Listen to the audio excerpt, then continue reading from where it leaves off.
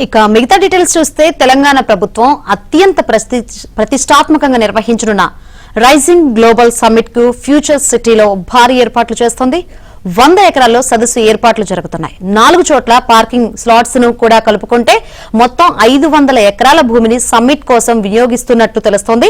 దేశ విదేశాల నుంచి 22,000 మందికి పైగా ప్రముఖులు, ప్రతినిధులు, దేశాల రాయబారులు, పారిశ్రామికవేత్తలు, కంపెనీల చైర్మన్లు, ఎండీలు, సీఈఓలు, మంత్రులు, అధికారులు, వివిధ రంగాల నిపుణులు హాజరవుతున్నందున ప్రభుత్వం పగడ్బందీ ఏర్పాట్లు చేస్తుంది. ప్రారంభ వేదికపై 2,000 మందికి పైగా ప్రతినిధులు కూర్చునేలా సిట్టింగ్ ఏర్పాట్లు చేశారు. సీఎం, మంత్రులు, విదేశీ ప్రతినిధులు, ప్రముఖ పారిశ్రామికవేత్తలు వంటి వీఐపీలకు డిన్నర్ కోసం సేద తీరేందుకు మోస్ట్ ఇంపార్టెంట్ పర్సన్స్ హాల్ ను ఏర్పాటు చేశారు. ఇక్కడ భారీ భద్రత ఏర్పాట్లు చేశారు.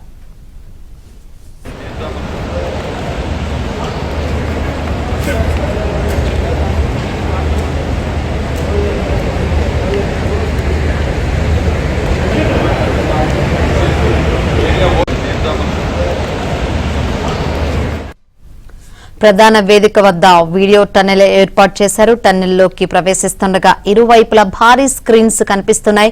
వీటిపై ప్రభుత్వ, ప్రైవేటు ప్రాజెక్టులు, స్కీములు, ఇతర కార్యక్రమాలు ప్రదర్శితమవుతాయి. దీని పక్కనే వీడియో టవర్లను ఏర్పాటు చేశారు. వీటిపై ఉన్న స్క్రీన్లపై కూడా ప్రభుత్వ పథకాలు, ఇతర ప్రాజెక్టుల వివరాలను ప్రదర్శిస్తారు. భారీ ఎగ్జిబిషన్ ఏర్పాటు చేస్తారు. 22 ప్రభుత్వ శాఖల స్టాల్స్, ప్రైవేటు సంస్థల స్టాల్స్ ను కూడా ఏర్పాటు చేస్తున్నారు.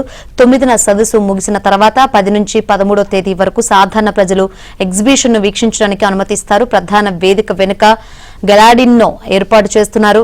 ఇక్కడే ప్రముఖ సంగీత దర్శకుడు కీరవాణి సంగీత కచేరీతో పాటు వివిధ సాంస్కృతిక కార్యక్రమాలు జరుగుతాయి. ఇంటర్నెట్, వైఫై సౌకర్యం కూడా కల్పిస్తున్నారు.